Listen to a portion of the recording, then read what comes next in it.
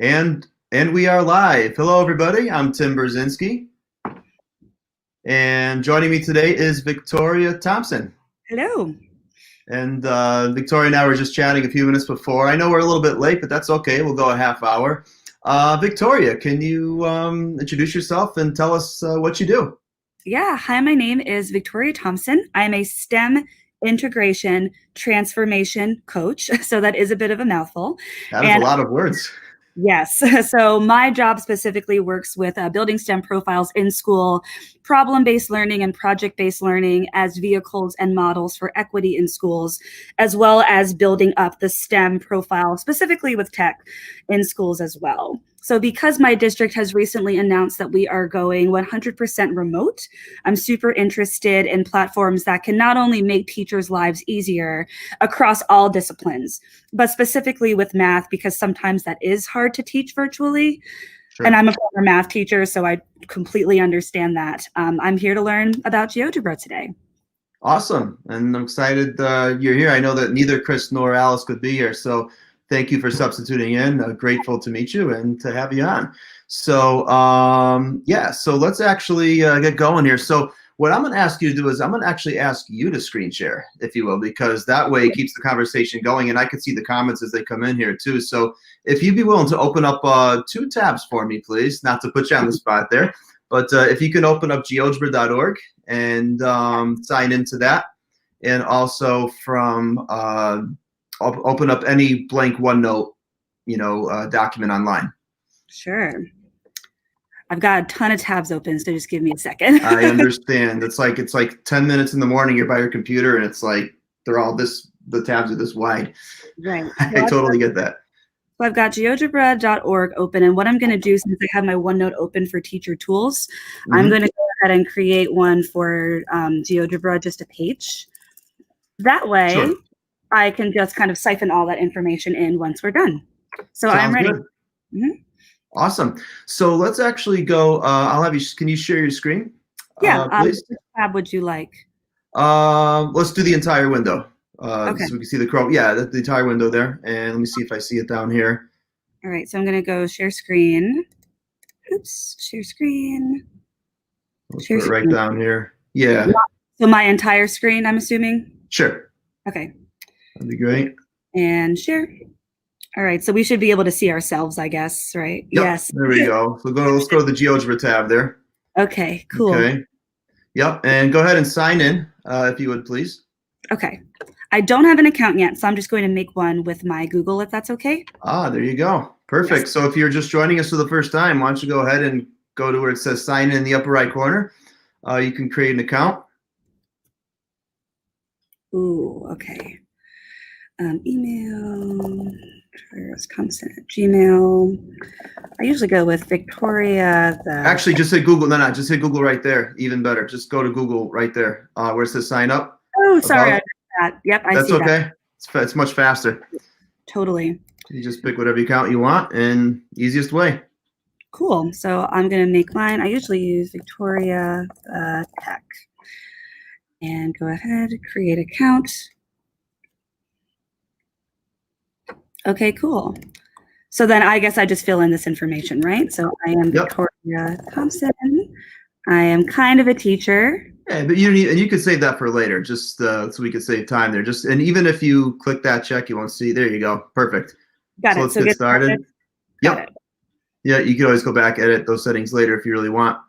Welcome to the International GeoGebra community. There you go. This is awesome. So, yeah. So okay. So let's actually go to home, where it says home there.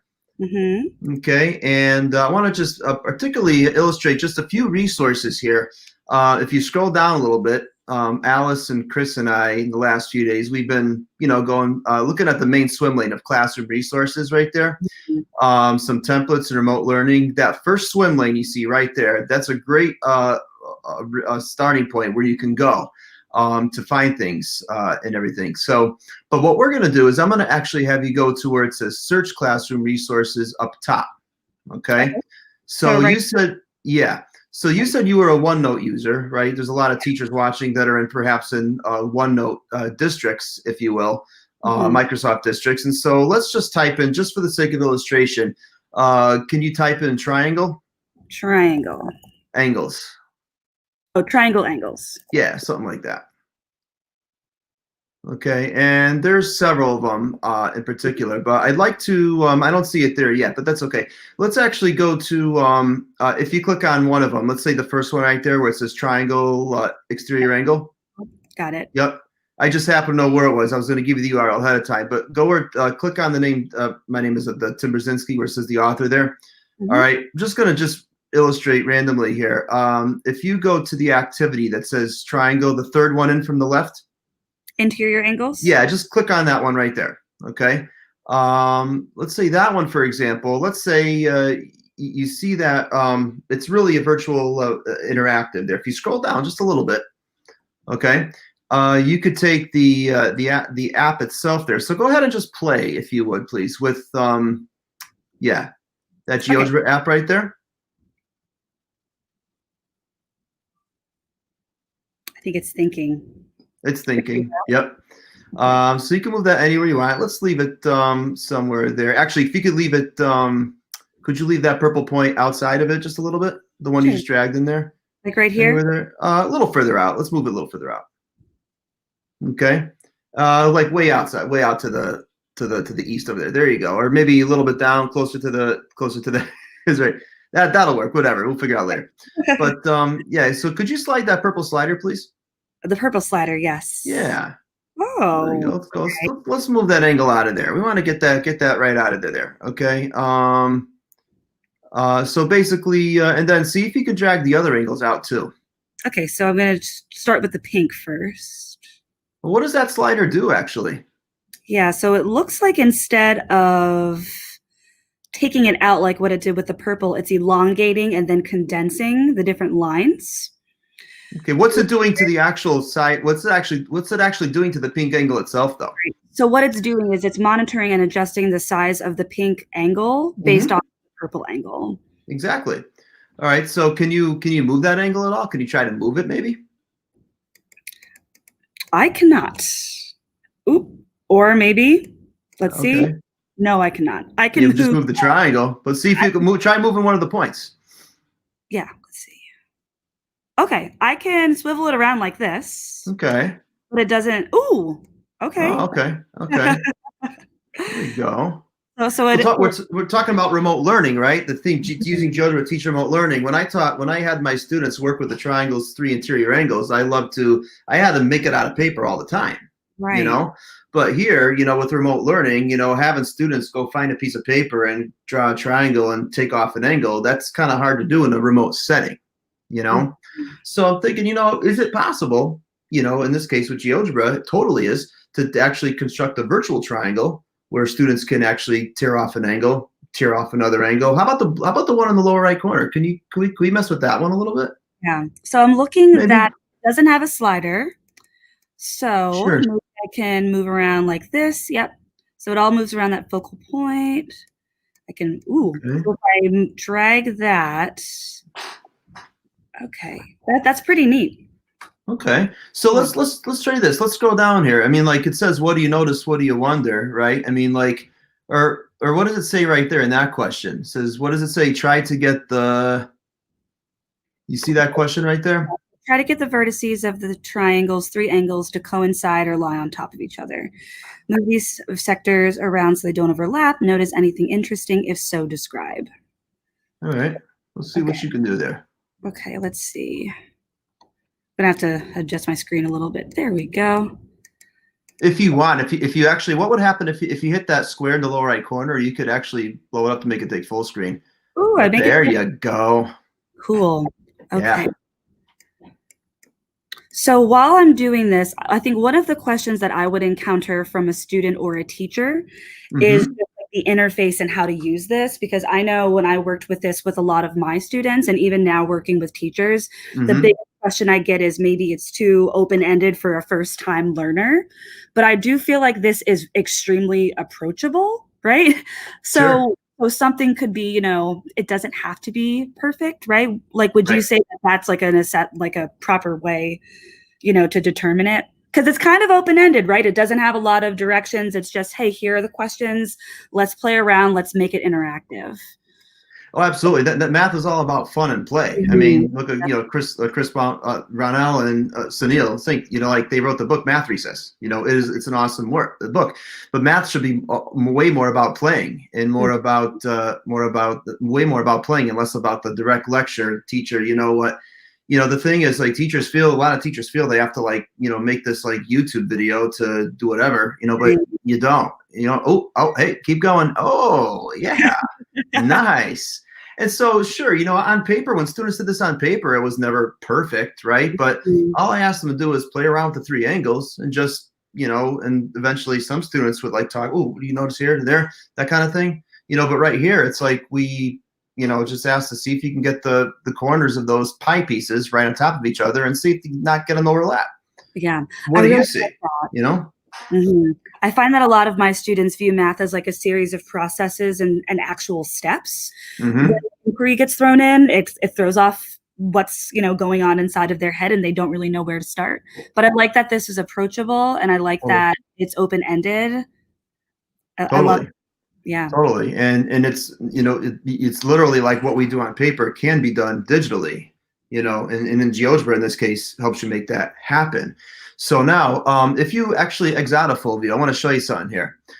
Teachers, maybe the one little thing there. Now, we've talked about GeoGebra Classroom a lot, and we're not going to do so much today because the last several days we've done that where if you hit the Create Class button up there, but don't, if you chose to do that, you could create a class out of it and actually have students join your class, and you could watch their discoveries in real time and see changes in the thumbnails. Like, wow, you see who has it, who's discovered it yet, who doesn't. But what I want to do actually is if you could go, please, scroll up just a little bit in that resource there. If you actually click on the three dots in the upper right corner there. Oh, right here. Yeah, they're kind of hidden. If you hit share. Oh, I can share to OneNote. Yeah, click on OneNote. Okay. All that does, now granted, all that does is copy the URL. That's the to OneNote. So why don't you actually go to the OneNote tab, please? Yes. So all right, let's try this. All right. Yes. Yeah. And so now, if you just paste right there, enter, it'll embed in that OneNote right there. Oh, that is awesome. Yeah. When you share it with your students, your students will have that copy they can literally play with right within their OneNote notebook right there. That is really. And so now you as a teacher can build the activity with that there. So would you play the role of the student now? I mean, yes, you could share this with your students. You can make a copy for every student, the way that kind of thing.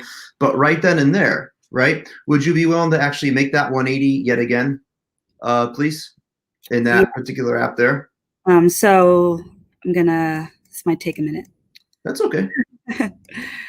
Can I move you around? There you go. There you go. But again, the functioning is the same obviously here as it was before, right? And you can move the pink out, right? You got to move the vertex there. See what I'm saying? And now you go there and take the purple. Actually, just let the purple slider do the work for the purple angle up top. Right. Right. There you go. That actually, it'll be easier for you if you actually drag the pink and blue to the purple. That's okay. But yeah, put the purple there. I might be able to. That's all right. It doesn't matter. There's no right. There's no wrong here. So if I post this into OneNote, does every student get a copy, or is it automatically just posted into my OneNote? So it's posted into your OneNote, but then if you share, I think the OneNote you share. I'm not a fluent Microsoft user. I'll admit that. But I'm thinking the same way a Google Doc or a Google Slides kind of thing. You share. You can make a copy for every student. Right here with the OneNote right here, you give your students this. You share this with your students. Every student has their own copy, say, right? OneNote users, correct us if we're wrong here. But basically right now, if you actually take a screenshot of that, right, you can actually go ahead and what did I discover? Obviously you as a teacher have to build the activity around in the OneNote, but the student can take that, put it in there, right? And now if you take a screenshot of that, all right, take a screenshot of that, what you just done right there, and then you paste that picture into OneNote right there. You have, because see, when you reload that OneNote, the GeoGebra app is going to automatically reload, and so it'll be back the way it was. But obviously, I know Alice and Chris, they say take screenshots of to evidence your learning. A screenshot is a simple way to do it. There's many ways to take a screenshot. On my Mac, it's Command Shift 4. I make the rectangle, makes the picture, and then I could just paste it right in there, you know, and then give that URL to my teacher, or whatever the case may be. Okay, so in this particular case right here, here's an example. Integrating GeoGebra into OneNote is quite easy, and that's how you can do it there. Yeah, that's really neat. Okay, so I've worked with a lot of educators who use OneNote, and they love that feature. Could you actually have the URL show? Sure, but it's nice when it puts itself literally right in the OneNote app. I can also see this, especially since GeoGebra is so accessible. If I were to tell them, hey, here's the link, then they could post it themselves directly into their OneNote, right? Exactly. Conversations about digital citizenship, right? Like, are you taking the right link?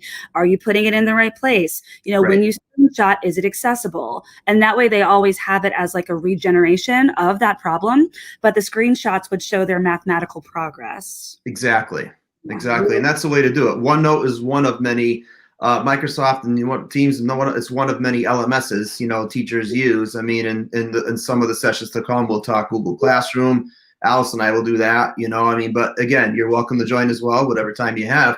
Absolutely. But just to get people, here, just talking about teaching math remotely, just, what Alice and I are doing, and Chris Brownell's joining, but just show one little thing that I could do with GeoGebra every day. Just one little thing, add it to my toolbox. Another little thing, add it to my toolbox. I think we learn better that way versus having something like, in, a 5-hour webinar where we're going to remember 10% or less of what we actually were there, but something like a half hour a day is totally manageable. Absolutely. Yeah. So yeah, but what other, I know we have about 10 minutes left or so, or we can stop it here. It's totally up to you. Like, what else would you like to explore with GeoGebra? If it's okay, what teachers you work with. Yeah, can we just go back to the general GeoGebra section, GeoGebra.org? Yeah, go ahead. Let's we'll add you. Yeah, go ahead. So I'm interested in where did it go? So remote learning templates. Yeah. Those are fun. Can you talk a little bit about those specifically with the virtual whiteboard? So the reason why I'm asking this question, just to preface, is so when I was a teacher last year, before I transitioned into my role as a coach, my device at home, and also the one that the school provided for me, because I love MacBooks. My partner has a Surface that I was able to use, for the inking capability, but MacBooks were my jam. We used Microsoft Teams, and one of my biggest gripes as a math educator was the whiteboard capabilities on Teams were great, but it had no fluid digital inking. It was still kind of clunky. I know. So could you talk a little bit about the virtual whiteboards here? Absolutely. Well, all credit to those whiteboards goes to Steve Phelps. He is a teacher. He's a math ed tech wizard. In fact, on Twitter, he's at Math Tech Coach. Totally an awesome person to follow. Yep, I do too. But he works on all the platforms. He works with GeoGebra, Desmos, anything math ed techy. He is like a master of. I mean, his brilliance absolutely intimidates me. But literally, it's like he created those. I mean, all it is a GeoGebra Classic app with a restricted toolbar. I mean, all the tools were wiped out. And if you click on it, just go ahead to the pen there. Okay, go to the pen. You see it right there, right? This is so fluid, isn't it? Now click on the. Can you click on the circle triangle in the upper right corner, please? Yeah. Click on that and actually click on the line, the bar line there. No. Yes. Now click one of the dashes or dots. Go ahead and pick another color. Pink. Go for it. Oh, that's cool. Isn't that awesome? See, in Teams, what it did, because we were a Teams school, it only has 4 different colors of ink, and it doesn't allow you to do all this. So I felt like my capabilities were kind of limited within Teams, but this is really neat for math. Click on the color again. All right, I'll show you some more. Go to the plus. Ah, okay. Take your pick. And you could actually type in RGB values if you really wanted to, but if you get that crazy, it's like, yeah. Purple. And then how would I go back? Just go back. Just go X out. Go to the X. Got it. Yep. So now. Well, there we go. Okay. Cool. There you go. Yeah. So now imagine taking this. Right now, what Steve what we've done here in past webinar sessions is like, actually, let's scroll back a little bit.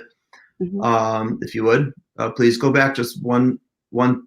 Yep. If we go to the graph whiteboard, we showed this before. Click on that. Right. A lot of teachers, a lot of math classes, teachers and students are asked to sketch the graph of a function that satisfies n characteristics. Well, you can do that here with this virtual whiteboard. We showed how to integrate it in GeoGebra Classroom in the last couple of days, but right here, you could take this. I mean, now if you embedded it in the OneNote like you did before, unfortunately, it would actually just reload every time we reloaded it. But you can actually have students sketch it in there, take a picture like we did with the triangle angles, right? And then put that picture in, if you will. This is a very awful cubic function that doesn't satisfy the characteristics. That's okay. That's okay. This also allows me to use the eraser tool if I can find it. So there is. It's there. Go to the crosshairs up in the toolbar there. Here, delete. Yeah, that'll delete the whole thing. Cool. But there is let me think. Was there an eraser there? Now the delete tool, the trash can tool, because otherwise you could draw it in pieces. Kind of thing. Now there's another app called GeoGebra Notes, which has an eraser that can do that, that's going to be a topic. GeoGebra Notes is a very math-friendly version of Google Slides. Think of it as the analog of Google Slides, if you will, or Microsoft's PowerPoint, right? Julie asked a great question. Where do we find the blank whiteboards? Could you show us where we went there again, Victoria, please? Yeah, so what I did, so I'm just going to go back to regular GeoGebra. So you see the home screen? What you're going to do is you're going to go to Remote Learning Templates. And then you'll see all of this up top, but virtual whiteboards is the first one that you see. So it's got blank, it's got graph, grid, polar, isometric, dot. Yeah. Isometric dot. Okay, Steve cool. Made all those. Yeah, and we have algebra tiles too. That is really cool. Awesome. Yeah, made by a lot of people in the GeoGebra community. GeoGebra itself didn't really make that. It was made by the community itself. But actually, to go to Julie's question, I'll leave with a little teaser for something that Alice and I will be doing next week. We'd love to have you join us, Victoria, for sure. Yeah, sure. Could you click on the word GeoGebra right there, please? Right here? Yep. Click on, no, not that one. The GeoGebra in the upper left corner. That always gets you back home. Yes. Yep. Okay. Do you see under More Great Apps in the very far right, scroll to where it says More Great Apps, click Notes. Notes. Yep. GeoGebra Notes is an awesome app, originally built for a Ministry of Education, actually in Europe, but you know what? More people started seeing it, more people started using it. It's pretty cool. Would you go to the pen now? Start doodling away in there. Yep. There you go. Oh, you see your eraser right there? Yes. See the eraser in the bottom? Go ahead and erase. Yep. And oh, there it goes. Okay. There you go. And so this is like a virtual. To answer your question, Julie, to get a nice Google Slide kind of thing with virtual whiteboard, but this would be even better, way better. But so now what I want you to do is go to the paperclip in the over there. Would you please hit graphing? And then you could drag that to the left. You can actually put a graphing calculator in here.